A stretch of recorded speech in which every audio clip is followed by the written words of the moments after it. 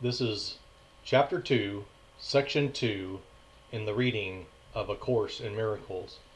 Section 2, The Atonement as Defense. You can do anything I ask. I have asked you to perform miracles and have made it clear that miracles are natural, corrective, healing, and universal. There is nothing they cannot do, but they cannot be performed in the spirit of doubt or fear. When you are afraid of anything, you are acknowledging its power to hurt you. Remember that where your heart is, there is your treasure also. You believe in what you value. If you are afraid, you are valuing wrongly. Your understanding will then inevitably value wrongly, and by endowing all thoughts with equal power, will inevitably destroy peace. That is why the Bible speaks of the peace of God, which passeth understanding. This peace is totally incapable of being shaken by errors of any kind. It denies the ability of anything not of God to affect you. This is the proper use of denial. It is not used to hide anything, but to correct error. It brings all error into the light, and since error and darkness are the same, it corrects error automatically. True denial is a powerful protective device. You can and should deny any belief that error can hurt you. This kind of denial is not a concealment, but a correction. Your right mind depends on it. Denial of error is a strong defense of truth, but denial of truth results in miscreation, the projections of the ego. In the service of the right mind, the denial of errors frees the mind and reestablishes the freedom of the will. When the will is really free, it cannot miscreate, because it recognizes only truth. You can defend truth as well as error. The means are easier to understand after the value of the goal is firmly established. It is a question of what is it for? Everyone defends his treasure and will do so automatically. The real questions are, what do you treasure? And how much do you treasure it? Once you have learned to consider these questions and to bring them all into all your actions, you will have little difficulty in clarifying the means. The means are available whenever you ask. You can, however, save time if you do not protract this step unduly. The correct focus will shorten it immeasurably. The atonement is the only defense that cannot be used destructively because it is not a device you made. The atonement principle was in effect long before the atonement began. The principle was love, and the atonement was the act of love.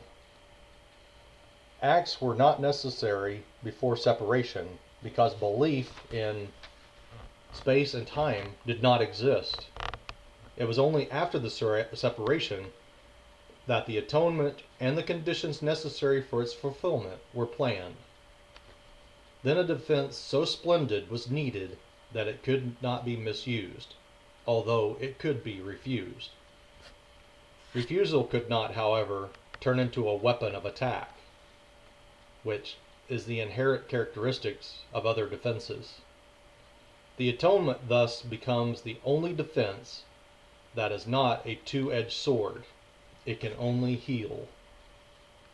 The atonement was built into the space-time belief to set a limit on the need for the belief itself, and ultimately to make learning complete. The atonement is the final lesson.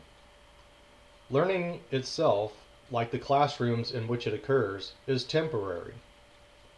The ability to learn has no value when change is no longer necessary. The eternally creative have nothing to learn. You can learn to improve your perceptions and you can become a better and better learner. This will bring you into closer and closer accord with the sonship. But the sonship itself is a perfect creation, and perfection is not a matter of degree. Only while there is a belief in differences is learning meaningful. Evolution is a process in which you seem to proceed from one degree to the next. You correct your previous missteps by stepping forward. This process is actually incomprehensible in temporal terms, because you return as you go forward. The atonement is the device by which you can free yourself from the past as you go ahead. It undoes your past errors, thus making it unnecessary for you to keep retracing your steps without advancing to your return. In this sense, the atonement saves time, but like miracles, it serves, does not abolish it. As long as there is a need for atonement, there is a need for time. But the atonement, as a completed plan, has a unique relationship to time. Until the atonement is complete, its various phases will proceed in time, but the whole atonement stands at time's end. At that point, the bridge of return has been built. The atonement is a total commitment.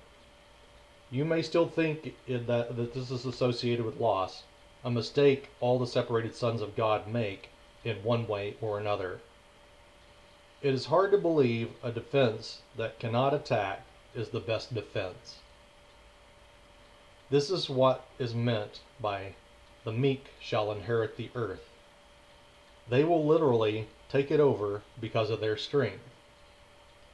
A two-way defense is inherently weak precisely because it has two edges and can be turned against you very unexpectedly.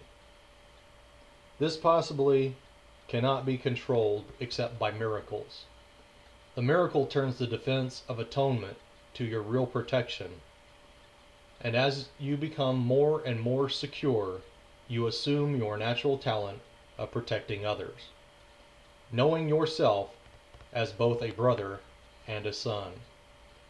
That is the end of Chapter 2, Section 2 in the reading of A Course in Miracles.